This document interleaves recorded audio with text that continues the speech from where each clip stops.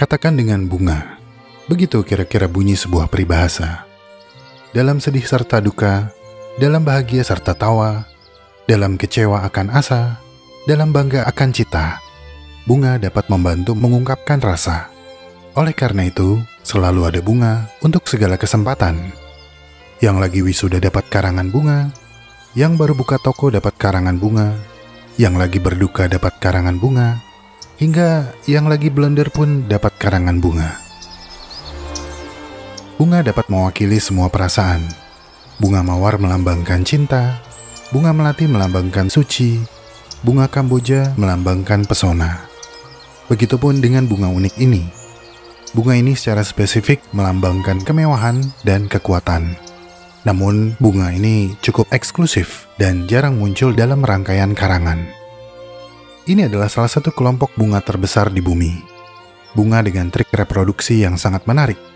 Bunga yang juga menjadi salah satu bunga nasional Indonesia. Ini adalah bunga anggrek dari famili Orchidaceae.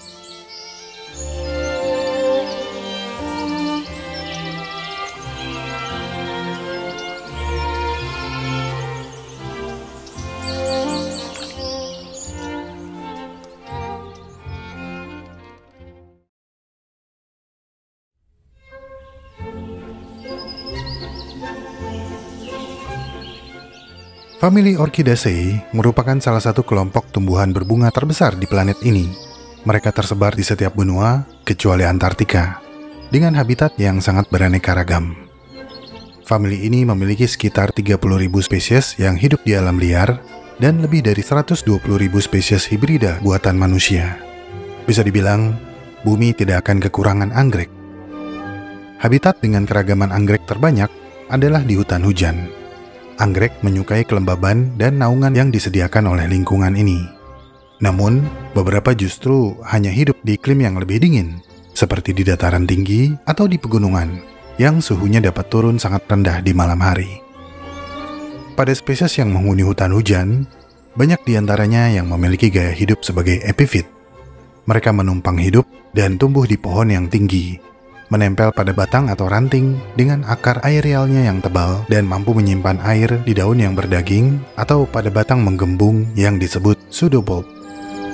Tapi beberapa anggrek memilih tumbuh di tanah. Anggrek tipe ini dikenal sebagai terestrial. Beberapa anggrek bahkan mampu tumbuh di bebatuan, dan tipe ini disebut lithophyt. Semua spesies anggrek adalah herba tahunan yang tidak memiliki struktur kayu permanen. Mereka dapat tumbuh menurut dua pola, yaitu pola monopodial dan pola simpodial. Anggrek monopodial tumbuh secara vertikal, sementara anggrek simpodial tumbuh secara horizontal mengikuti permukaan penyangganya. Pola monopodial adalah pola di mana batang tumbuh dari satu kuncup. Daun akan muncul dari pucuk yang pada akhirnya menjadikan batang tumbuh panjang. Batang anggrek dengan pola pertumbuhan monopodial dapat mencapai beberapa meter panjangnya, seperti pada genus Vanda dan Vanilla. Pola simpodial adalah pola di mana anggrek memiliki bagian depan yang merupakan pertumbuhan terbaru dan bagian belakang yang merupakan pertumbuhan tertua. Anggrek dengan pola pertumbuhan simpodial menghasilkan serangkaian tunas yang berdekatan, yang tumbuh hingga ukuran tertentu, mekar, lalu berhenti tumbuh dan digantikan oleh pertumbuhan dari tunas baru. Sementara tunas baru berkembang, rimpang dapat memulai pertumbuhannya lagi dari apa yang disebut mata, yaitu tunas yang belum berkembang. Anggrek simpodial mungkin memiliki pseudobulb yang dihubungkan oleh rimpang yang menjalar di sepanjang bagian atas atau tepat di bawah tanah. Banyak anggrek bersifat mikoheterotroph. Akar anggrek membutuhkan kerjasama dengan fungi untuk memecah bahan organik agar dapat diserap dengan mudah. Anggrek adalah tumbuhan yang memiliki bunga unik yang sungguh berbeda dengan kebanyakan tumbuhan berbunga pada umumnya. Bunga anggrek memiliki 3 sepal, 2 petal, dan ovarium dengan 3 bilik. 3 sepal dan 2 petal seringkali mirip satu sama lain. Tapi satu petal biasanya sangat termodifikasi, membentuk bibir atau labellum. Pada sebagian besar genus anggrek, saat dalam perkembangan, bunga akan memutar hingga 180 derajat, yang disebut resupinasi, sehingga labellum berada di bawah kolom. Labellum ini akan memiliki peran penting dalam reproduksi. Nanti kita akan bahas lebih jauh. Dengan ratusan ribu hibrida buatan manusia, berarti anggrek memiliki sejarah panjang dalam kehidupan manusia. Manusia telah menanam anggrek selama ribuan tahun untuk beberapa tujuan, umumnya untuk dinikmati keindahannya, tapi juga untuk ilmu pengetahuan sebagai bahan penelitian dan untuk makanan sebagai bahan masakan. Tapi bagaimana awal muawal anggrek? Kok kedengarannya nggak enak ya? Oh, salah. Tapi bagaimana asal muasal anggrek dalam kehidupan manusia?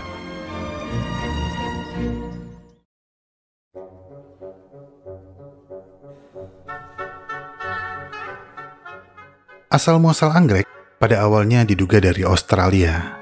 Tapi seiring dengan perkembangan teknologi, pengetahuan botani manusia menjadi semakin luas. Dan berkat pengurutan DNA, kita menjadi tahu kalau famili anggrek ternyata tidak berasal dari Australia seperti yang diduga sebelumnya.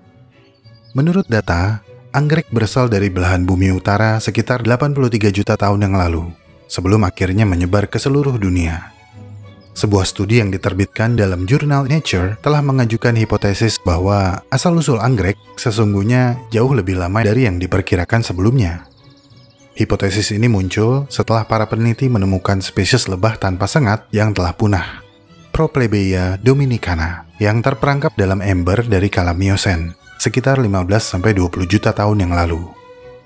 Pada sayap lebah tersebut, terdapat serbuk sari dari takson anggrek yang sebelumnya tidak diketahui, yaitu Meliorchis caribea.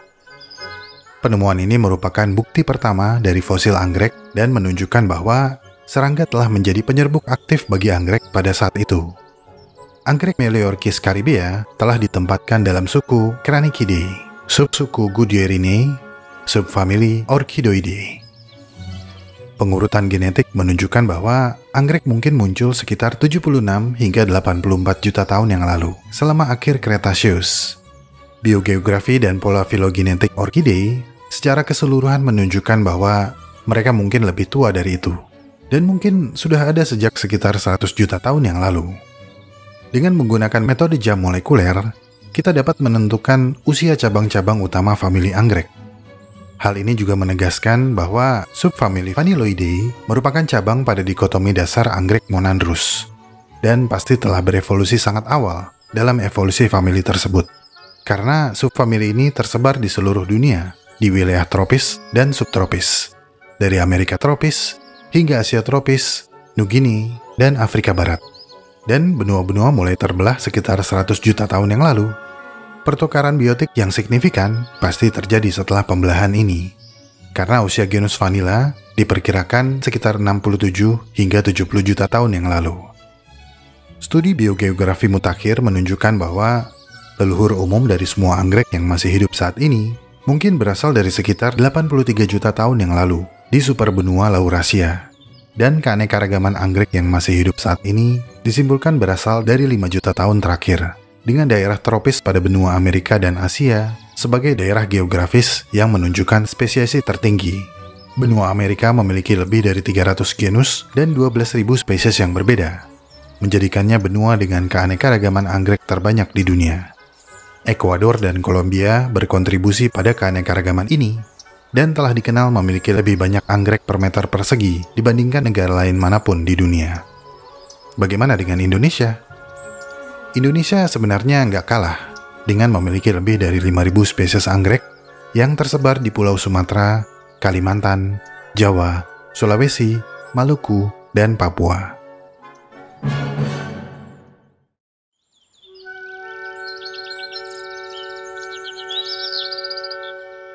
Dalam beberapa video, kita telah membahas bagaimana reproduksi para anggota kingdom Animalia begitu penuh dengan ritual dan kebiasaan kawin yang aneh, menjijikan, indah, dan bahkan mengkhawatirkan.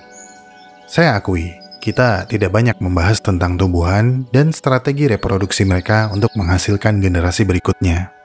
Tapi setelah meriset tentang anggrek, saya menemukan kalau ternyata keduanya sama anehnya, sama beragamnya, dan terkadang sama mengerikannya. Sebelumnya, kita telah membahas bagaimana bunga bangkai menghasilkan bau seperti daging busuk untuk memancing lalat. Dan banyak spesies lain yang mampu mengkloning diri berulang kali. Namun menurut saya, anggrek adalah tumbuhan dengan cara reproduksi yang paling aneh agresif, dan paling seksi. Tidak percaya? Nggak apa-apa. Tapi tahukah kamu kalau kata orchid berasal dari kata dalam bahasa Yunani untuk testis? Apa itu testis? These nuts. Got it. Ahli botani Inggris John Lindley mencetuskan kata orchid yang berarti anggrek berdasarkan genus Orchis, salah satu dari beberapa genus dalam famili Orchidaceae.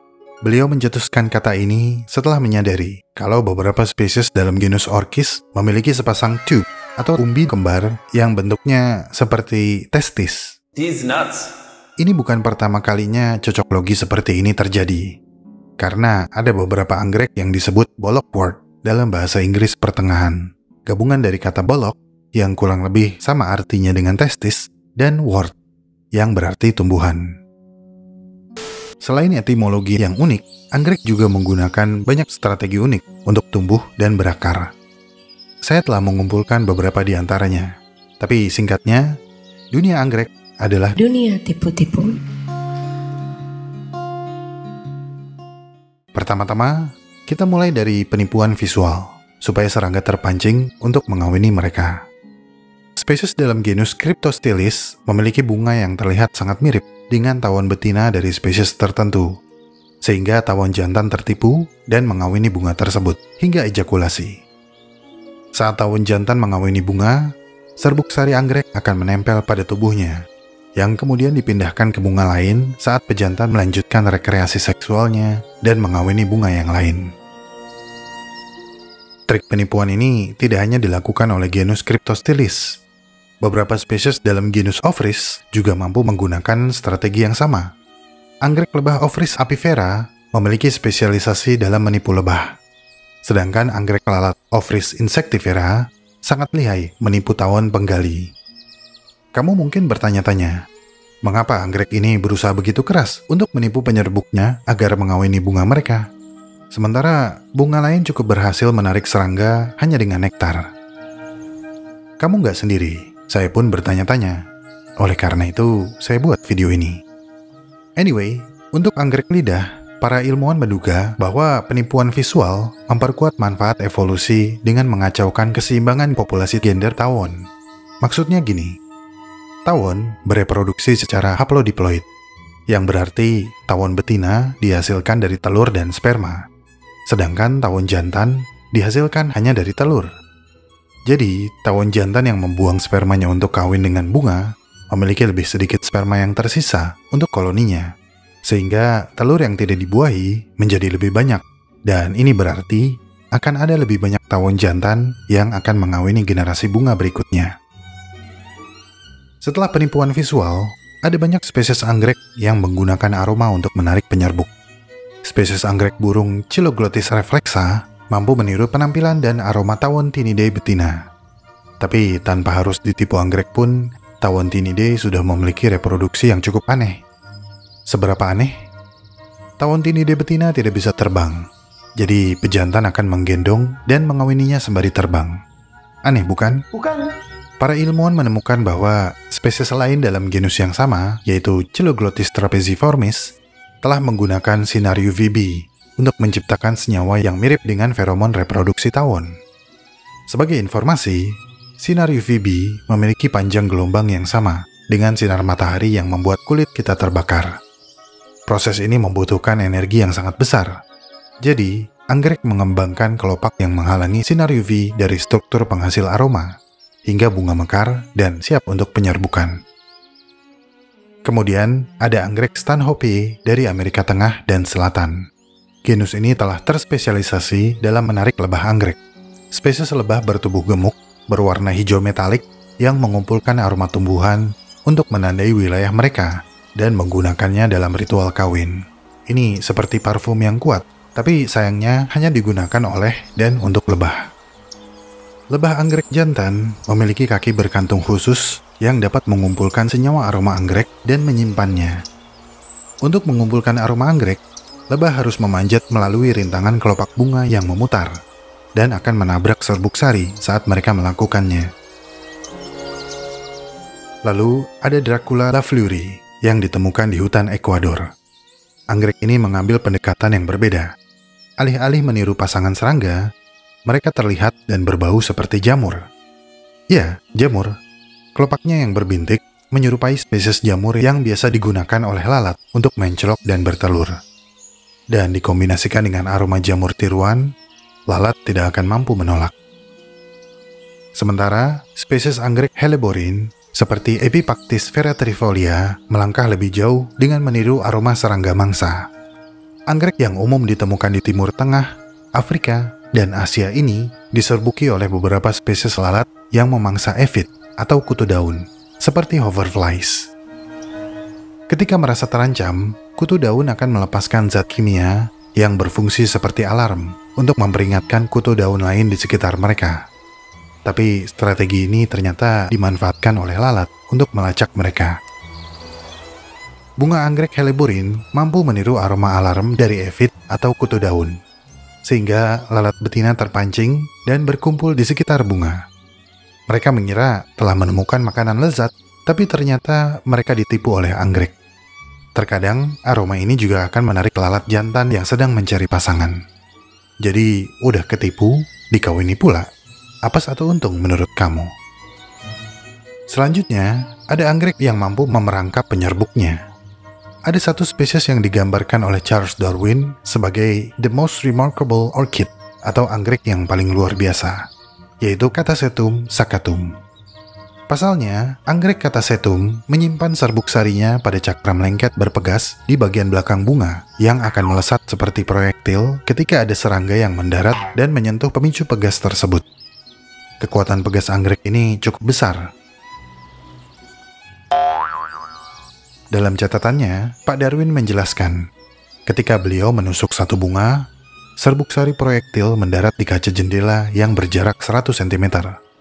Ini adalah definisi sesungguhnya dari peltu, nempel metu. Dan disinilah penyerbukan yang seharusnya cerah dan indah akan berubah menjadi gelap dan suram, karena ada anggrek yang mampu menculik penyerbuknya untuk sementara. Anggrek ember dalam genus Coryanthes juga bergantung pada lebah anggrek untuk penyerbukan. Tapi mereka memasang perangkap yang sangat berbeda. Alih-alih memiliki kelopak bunga dengan rintangan, bunga anggrek Coryanthes memiliki semacam ember atau wadah berdinding licin yang berisi dengan cairan lengket. Saat lebah anggrek hinggap untuk mengumpulkan senyawa aroma, mereka akan tergelincir dan berlumur cairan.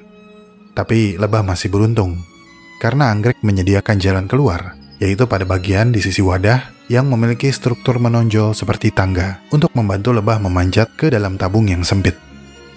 Tabung ini semakin menyempit pada bagian ujungnya dan akan menjebak lebah lebih lama lagi. Saat lebah terjebak, anggrek akan menekan kantung serbuk sari ke tubuh lebah. Lalu lebah akan tetap dalam posisi tertekan selama 45 menit, hingga adonan cairan serbuk sari pada tubuh lebah mengering. Menjaga serbuk sari tetap menempel pada lebah ketika ia melakukan kunjungan naas ke anggrek ember berikutnya. Spesies anggrek lain seperti Dracea elastica dan Dracea livida memiliki bunga yang tampak dan beraroma seperti tawon Tinidae betina. Bukan hal yang baru memang, namun ketika tawon jantan hinggap dan mencoba kawin dengan bagian bunga yang berwarna ungu tua, struktur berengsel pada bunga akan melesat ke atas dan menabrakkan tubuh tawon ke struktur yang mengandung serbuk sari. Anggrek dalam genus Serapias mengambil pendekatan yang jauh lebih ramah untuk menarik penyerbuk.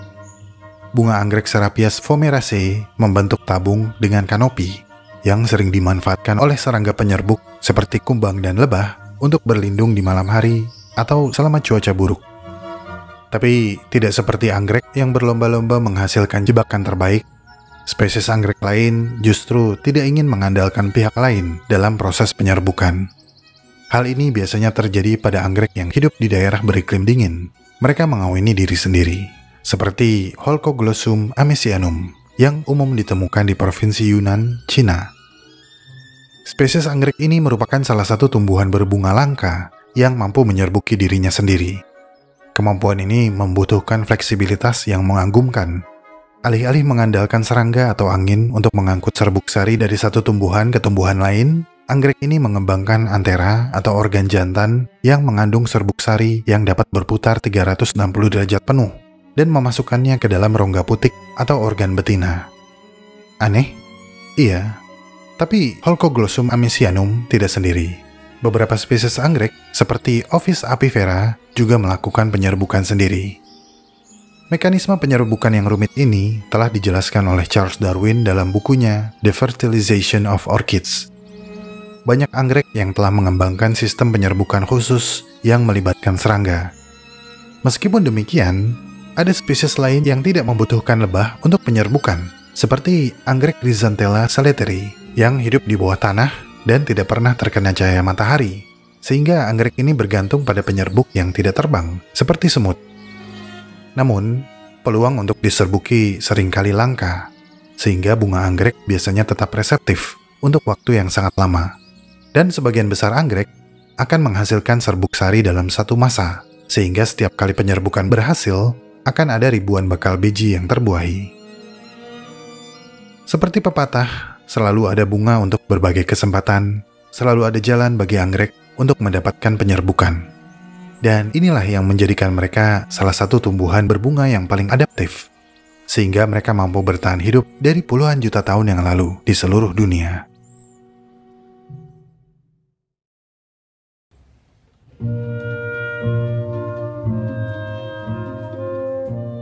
Pemanfaatan anggrek yang penting adalah budidayanya untuk dinikmati bunganya. Sebagian besar anggrek yang dibudidayakan adalah anggrek tropis atau subtropis, tetapi beberapa yang tumbuh di daerah beriklim dingin juga dapat ditemukan di pasaran.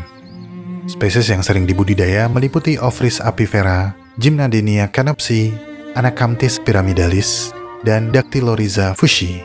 Tapi bagi kolektor dan pehobi, anggrek dari semua jenis memiliki nilai tersendiri. Minat yang sama terhadap bunga unik ini melandasi pendirian ratusan klub dan komunitas pecinta anggrek di seluruh dunia. Dan ini sangat baik bagi keberlangsungan para anggrek. Komunitas kecil ataupun organisasi nasional yang lebih besar secara langsung memiliki peran dalam konservasi dan penelitian. Bicara tentang penelitian pada anggrek menghasilkan manfaat obat yang dapat mengobati berbagai penyakit, mulai dari penglihatan yang buruk hingga kanker.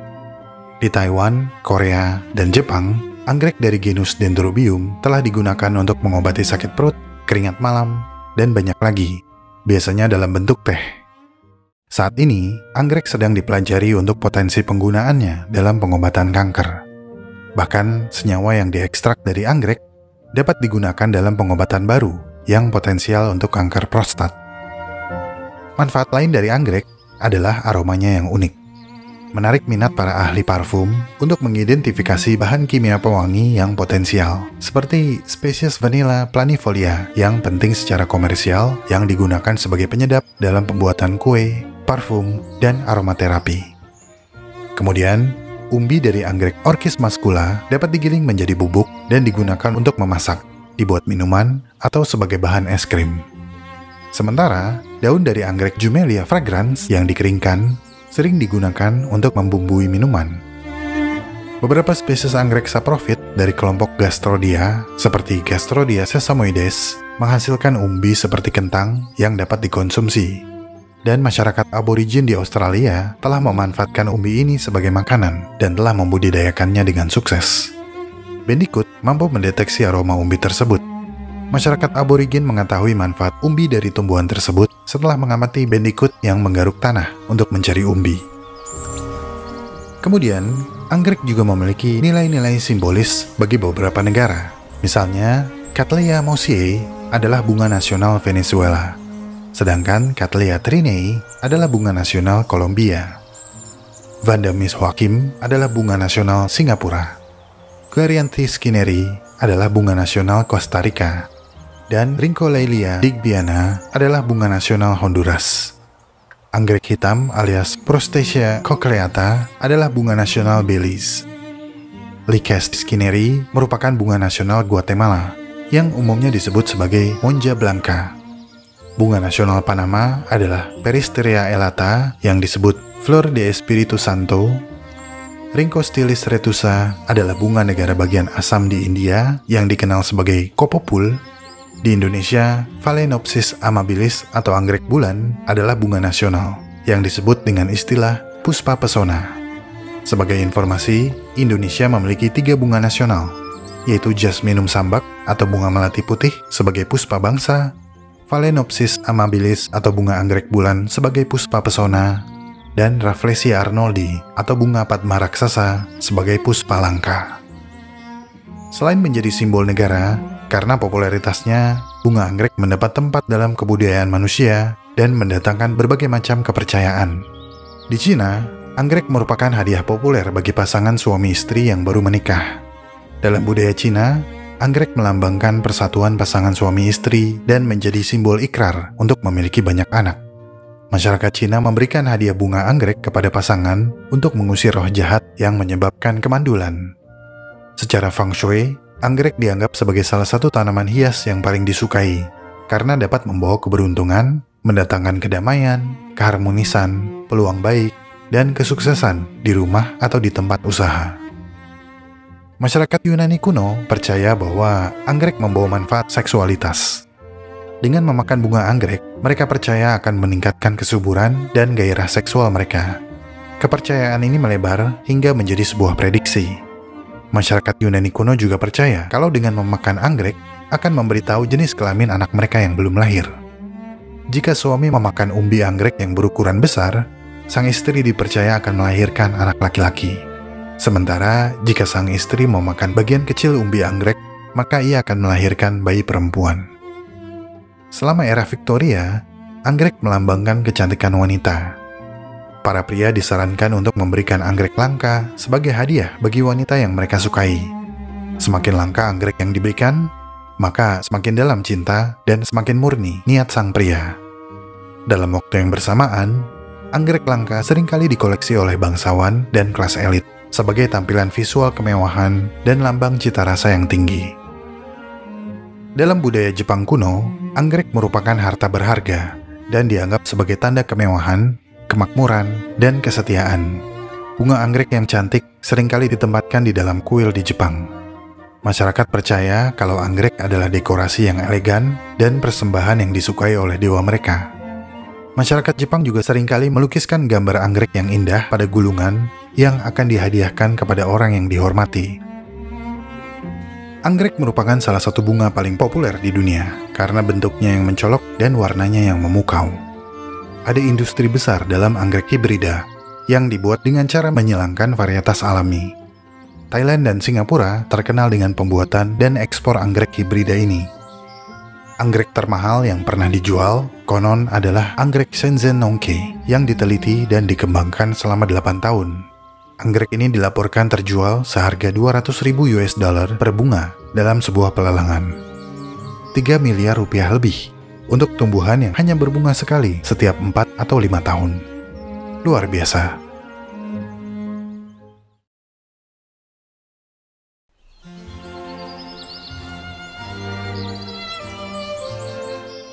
Katakan dengan bunga.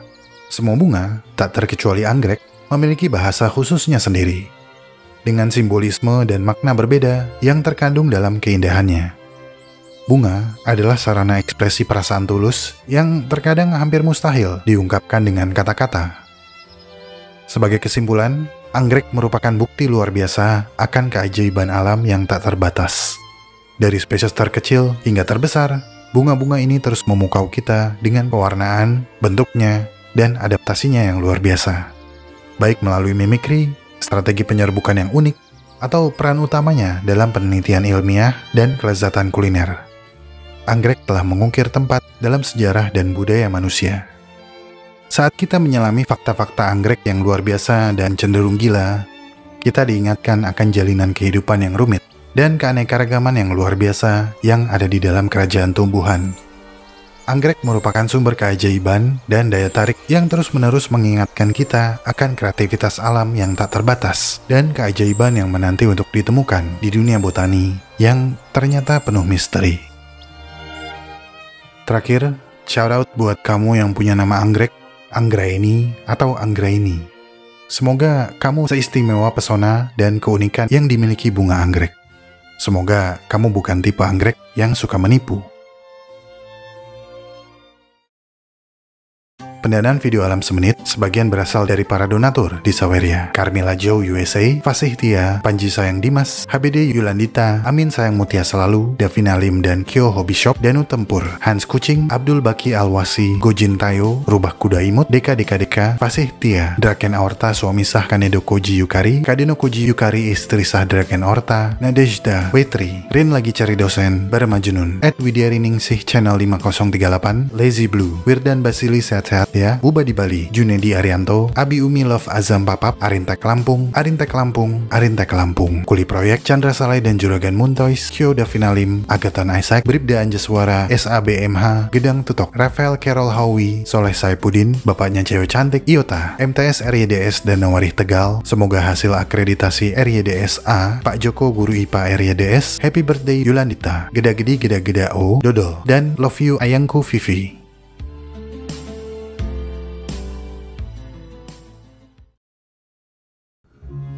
Terima kasih telah menonton sampai menit ini.